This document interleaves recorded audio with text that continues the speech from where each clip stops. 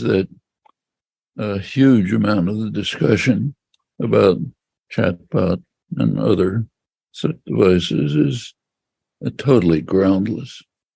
These have nothing to do.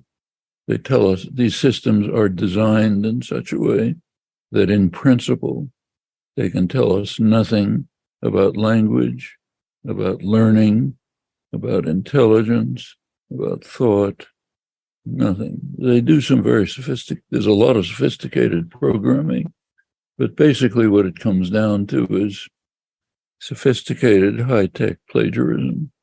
That's in a certain way. I mean, you have a computer. When you're typing a letter, you get hints about what the next word ought to be, autofill. Well, this is glorified autofill.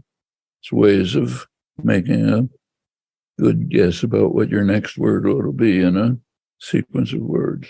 If you do this with an astronomical database, extraordinary database, supercomputers, a couple of billion parameters, string it together, you get something that looks pretty much like normal language use. The programming is quite sophisticated, so you don't choose the most probable next word, because if you did that, it would look kind of bland and not very interesting.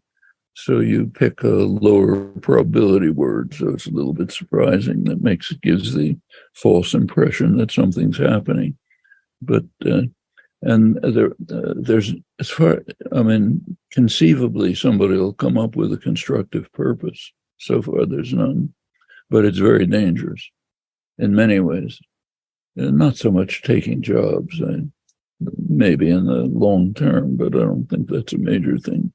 It's dangerous in other ways. For one thing, people take it seriously. There are cases. People think they're talking. It's like asking questions of these devices that what are they called? Alexa? Alexa. You ask Alexa, should I leave my wife or something? Alexa says something or other. Well, if it's Alexa, you don't pay that much attention. If it's a chatbot, you do pay attention. And there are already documented cases of people getting deluded into believing these things are real. Thomas Friedman had an article in the New York Times about it, in which he wasn't criticizing it, he was accepting it. He was saying, oh my God, it's Promethean, the greatest advance ever. Well, people fall for it, cause them a lot of problems. It's a terrific technique of defamation and disinformation. And that's already being used, especially when you combine it with artificial image creation, which is not very hard. You get things, you can put somebody's name under it, fantastic defamation, massive ways of disinformation. As soon as it gets with bots and organized societies behind it, it'll be a flood. All of this can be extremely dangerous.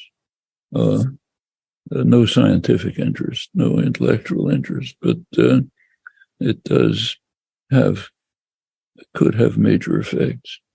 It's conceivable that it might replace some work, like maybe routine coding or something like that. But it's a very threatening, dangerous development.